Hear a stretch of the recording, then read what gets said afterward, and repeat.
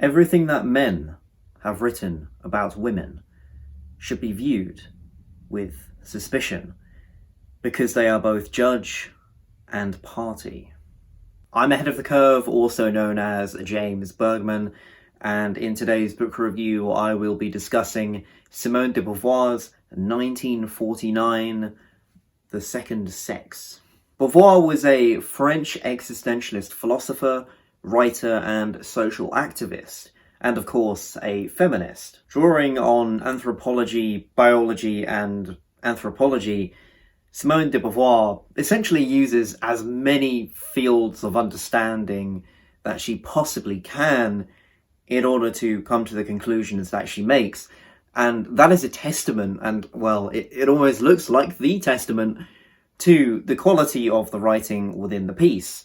Simone de Beauvoir really pulled no punches with this piece of work. This book is the kind of book that you can't just read once and claim you even understand it, because as you guys can see, I've got the unabridged edition of this piece, and I can tell you, I mean, I read it with the understanding that I would go back to it and it would be a reference book.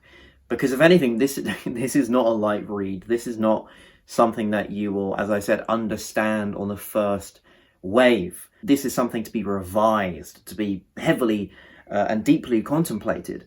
And the quality of Beauvoir's writing and her research, albeit obviously dated in some aspects, and obviously there is the criticism that, you know, Beauvoir's book doesn't factor in other women of ethnicities, minorities, which is true, but I don't think that's a very succinct argument against the book as an entirety, or her theories necessarily, because she's a product of her time. I mean, she only could go with what she understood, and obviously understanding other genders at the time wasn't exactly the priority of anyone necessarily.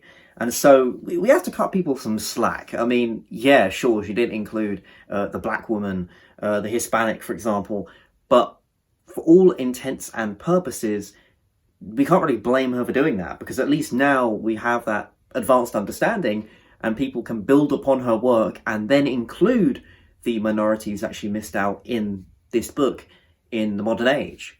Yes, there is an abridged edition of this one. I didn't get it because I'm usually okay with long books, and this is very, very long and very strenuous, very dense, but I didn't read it all with the same capacity. I kind of, you know, I skimmed parts because there wasn't really something that interests me, or I didn't think that it was a priority at the time. And so with these kind of books, you have to read them with the assumption that you will go back to them. And if anybody doesn't do that, then good luck. I mean, the book's going to take you months and months and months, and even longer than that if you really want to claim that you understood it. But if anyone has read the abridged edition, then yeah, let me know how it is. I might check it out sometime and see what they did with it, but yeah. Let me just list the different kinds of chapters that Beauvoir has. She has facts and myths. She has the biological point of view of different genders and the sexes, however label you want to define it as. And she also talks about psychoanalysis, historical materialism, and history. And again, then she goes into myths. I'll just continue and then I'll go back to it. But she goes into myths, and then she goes into the lived experience of the woman. So childhood to teenage years, and also being lesbian and so on, and the married life, the mother, the social life, old age. Beauvoir really, really goes in depth of the different stages of the woman's life. So not only the scientific perspective of the different genders, but also how they experience life as it is, like how they experience it in conjunction with the man, and how the man might experience things in contrary to how they would. So Beauvoir, as I said, just plows through the entire history of women as much as she can. I mean, I was really impressed. I mean, to write this book is monumental. It really is monumental. She really misses little out, and she what I like about her also is that it was cool to see her reference Merleau-Ponty, and Sartre, and these other sort of early philosophers, Greek, and then onto Nietzsche, loads of other people, Freud, of course, Jung. Beauvoir really is well read. That is something that cannot be denied. And yeah, this is essentially the Bible of Feminism, which I don't think anybody particularly disputes, to be honest. What I found probably most interesting was and this is kind of unlike me, I mean, I like biology, but not to the extent where it gets a bit mathematical and equations and things like that, which it did at one point, but we won't go there. This isn't something I want to cover. But what I liked about the book was probably, I don't know, I liked all of it, in fairness, but I feel like what was so refreshing, and I know it was written in 1949, but imagine reading this back then, like, people were just unaware of well, the layman anyway, of the biological data, and also the history, unless they've read extensively of it, because it's not like it is today, where you can literally just Google anything, YouTube anything, and you have the information. And then she goes into religious myths and comparing it to Egyptian cultures and other things like that, and how the woman is viewed and how the man is viewed. Interestingly enough, though, with Egypt, women were treated far better than other cultures were. Cleopatra, it was funny actually, because Cleopatra had this fake beard that she'd wear, so she'd look more imposing and obviously masculine for that matter. And it's just really interesting how the culture of how we treat women and how we perceive women has evolved, and also has been so different, depending on the different cultures and also the rituals that we might have around them. For example, in psychoanalysis and sort of mythology as well, the woman is seen as the temptation, and there's normally snakes around the woman, alluding to Eve in the Bible, being the sort of seducer, and it kind of all going downhill from there, I guess. And so even when we boil down the history and the mythology of women, it's not really good for them, and that does explain some of it. But also, Beauvoir frankly points out that, yeah, sure, the man has this sort of physical stature. The man has been the provider through evolution and things like that, which obviously can't be denied. But also, that will be the naturalistic fallacy to say, well, just because men have been the providers, that doesn't mean women can't. And we could apply this to anything, like, oh, just because I think women have smaller brains. Yeah, they have smaller brains than men. It's like, oh, well, maybe they're just less intelligent, which we know just isn't the case. An elephant's brain is humongous, but we don't claim, nor do we even believe for a second, that it is more sentient in any way or more self-aware than us. And so brain size doesn't dictate the actual intelligence or the necessary density of what and capabilities of what it can do. Beauvoir keeps going, keeps playing through this, like the mythology, the history, how women, again, like later in the book, how they are treated in marriage, old age, how they might experience with their hormones and things like that. For example, one thing that was interesting was when she cited the claim that men apparently make, according to her, which I'm not denying, throughout history at least, and till the modern age, let's say, for some, I guess, that women are hormonal, right? It's like, yeah, so are men. That's kind of what she turns around and said. She's like, so are men. They have genitalia. They have hormones as well. And on a personal level, I would probably say that, obviously both sexes extrapolate their hormones in different ways and manifest them in different ways. But I would say men and women are, or can be, problematic in how they express themselves with their hormones influencing them. And so the claim that women are in any way inferior because of this is absurd. Because if you want to really play that card, if you want to play that card, men are just as bad. If we really want to go into hormones. And so she lists all these sort of claims and arguments against women, which are purely anecdotal, purely just with no level of intelligence that men have posited throughout history. And something else I liked about Beauvoir is, and I'm sorry if I'm pronouncing her name wrong. Look, I'm not French. I don't know. What could have been the fatality for this book, hypothetically, is whether Beauvoir was dismissive and strawmanning men, if she was sort of attacking things that weren't really what men did or say, and if she also supported women as a higher gender and so on. If she would have done that, if she would have kind of pretended that women are better and things like that, then we would have had a problem on our hands, because then she would have played the same card as the men, as far as she's concerned. But what was so great is that she writes the book in a very, very fair and scientific and cultured manner, one that isn't necessarily like, oh, men are bad, men are the problem. It's like, no, it's like human beings are the problem. That's what she says, essentially. Human beings are the problem. And to put it on one gender is simply to manifest our myths and other sources of bias and his historical inconsistencies. And so, yeah, humankind is the issue, if anything.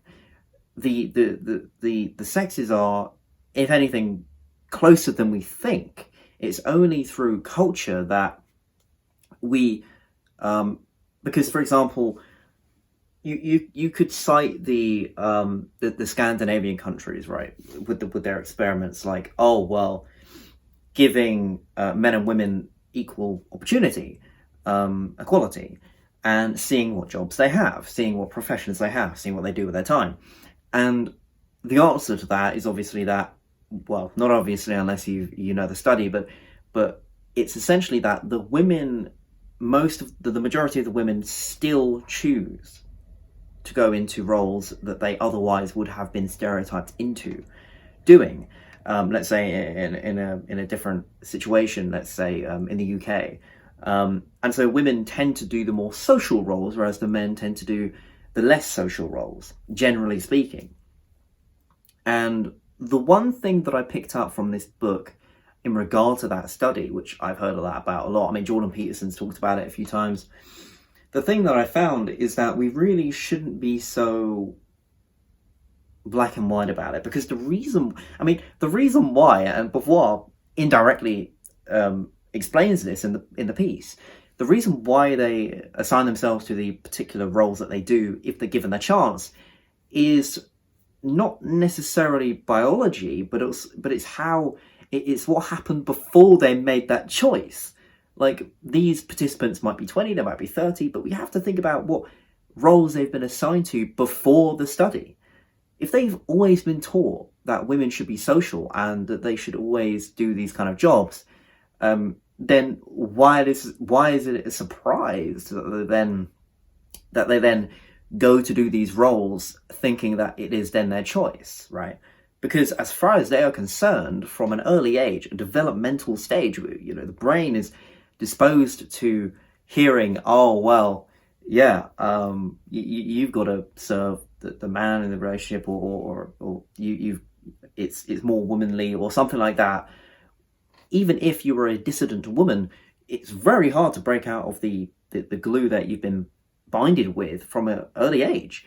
And so is it really a surprise that the men and women assign themselves, not being assigned, but assign themselves to those roles when they've literally been brought up to do so?